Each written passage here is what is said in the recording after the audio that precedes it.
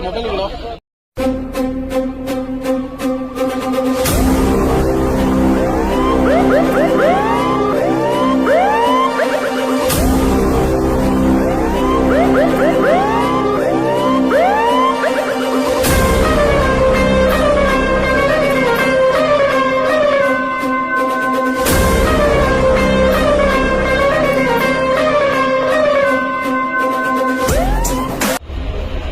ಸರ್ಕಾರದ ಒಂದು ವಿನೂತನ ಕಾರ್ಯಕ್ರಮ ಅಕ್ಕಪಡೆ ಅಂತಕ್ಕಂಥ ಒಂದು ಕಾರ್ಯಕ್ರಮ ಮಹಿಳೆಯರಿಗೆ ರಕ್ಷಣೆ ಕೊಡ್ತಕ್ಕಂಥ ನಿಟ್ಟಿನಲ್ಲಿ ವಿಶೇಷವಾಗಿ ವಿದ್ಯಾರ್ಥಿನಿಯರಿಗೆ ಕಾಲೇಜುಗಳ ಆವರಣ ಮತ್ತು ಬೇರೆ ಬೇರೆ ಎಲ್ಲೆಲ್ಲಿ ಸಾರ್ವಜನಿಕರು ಹೆಚ್ಚು ಸೇರುವಂತಹ ಜಾಗದಲ್ಲಿ ಮಹಿಳೆಯರಿಗೆ ಧೈರ್ಯ ತುಂಬತಕ್ಕಂಥ ಮತ್ತು ರಕ್ಷಣೆ ಕೊಡ್ತಕ್ಕಂಥ ಒಂದು ಕಾರ್ಯ ಅಕ್ಕಪಡೆ ಮುಖಾಂತರ ವಾಹನ ಒಂದು ಹೊಸ ವಾಹನವನ್ನು ಕೊಟ್ಟು 4 ಜನ ಮಹಿಳಾ ಹೋಮ್ ಗಾರ್ಡ್ಸ್ ಜೊತೆಗೆ ಪೊಲೀಸ್ ಸಿಬ್ಬಂದಿ ಇವರು ಜಿಲ್ಲೆಯ ಎಲ್ಲ ತಾಲೂಕುಗಳು ಕೇಂದ್ರಗಳು ಮತ್ತು ಎಲ್ಲ ಹೋಬಳಿ ಮಟ್ಟದಲ್ಲೂ ಕೂಡ ಅದನ್ನು ಒಂದು ಕಾರ್ಯಕ್ರಮ ರೂಪಿಸುವಂಥದ್ದಾಗುತ್ತೆ.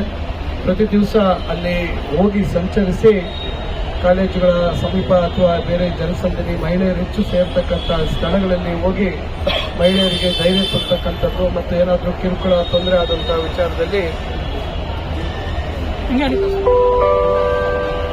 ಆ ಸಂದರ್ಭದಲ್ಲಿ ಅವರು ಅಲ್ಲಿ ಹೋಗಿ ಅವರಿಗೆ ಧೈರ್ಯ ತುಂಬುವಂಥ ಒಂದು ಕೆಲಸವನ್ನ ಮಾಡುವಂಥ ಕೆಲಸ ಇದೊಂದು ಒಳ್ಳೆ ಉತ್ತಮವಾದಂಥ ಒಂದು ಕಾರ್ಯಕ್ರಮ.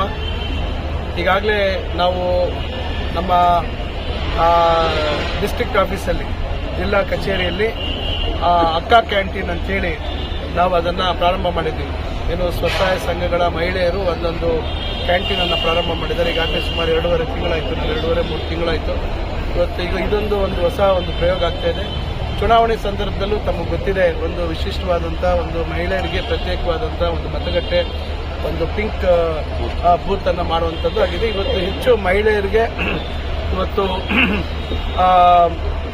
ಅವರ ಒಂದು ಸಬಲೀಕರಣ ಮಾಡುವಂಥದ್ದು ಇರ್ಬೋದು ಮತ್ತು ಸಮಾಜದಲ್ಲಿ ಸಮಾನವಾಗಿ ಅವರನ್ನು ಕಾಣಬೇಕು ಅಂತಕ್ಕಂಥ ದೃಷ್ಟಿಯಲ್ಲಿ ಅವರಿಗೆ ಯಾವುದೇ ರೀತಿ ತೊಂದರೆ ಆಗದ ರೀತಿಯಲ್ಲಿ ಇವತ್ತು ಕಾರ್ಯಕ್ರಮಗಳನ್ನು ನಾವು ಹಮ್ಮಿಕೊಂಡಿದ್ದೀವಿ.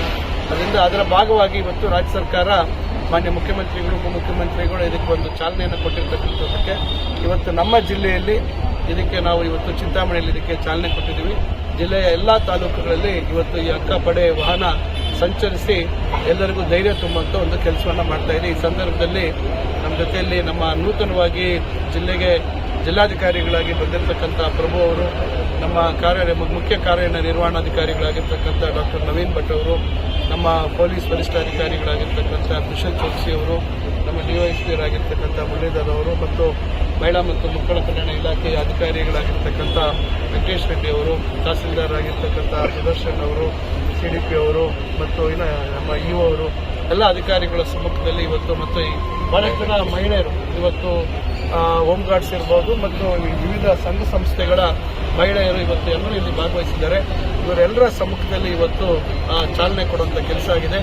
ಏನು ಸರ್ಕಾರದ ಉದ್ದೇಶ ಇದೆ ಆ ಉದ್ದೇಶ ನೆರವೇರಲಿ, ಇವತ್ತು ಹೆಚ್ಚಿನ ಒಂದು ಕಾನೂನು ಸುವ್ಯವಸ್ಥೆ ಕಾಪಾಡುವಂಥದ್ದಕ್ಕೆ ಇದು ಸಹಕಾರಿಯಾಗಲಿ, ವಿಶೇಷವಾಗಿ ಮಹಿಳೆಯರಲ್ಲಿ ಧೈರ್ಯ ತುಂಬತಕ್ಕಂಥ ಕೆಲಸ ಆಗಲಿ ಅಂತಕ್ಕಂಥದ್ದನ್ನು ನಾನು ಬಯಸಿ ಇವತ್ತು ಇದು ಯೋಜನೆ ಯಶಸ್ವಿ ಆಗಲಿ ಅಂತೇಳಿ ಮತ್ತೊಮ್ಮೆ ಕೋರ್ತಾ ಇದ್ದೀನಿ.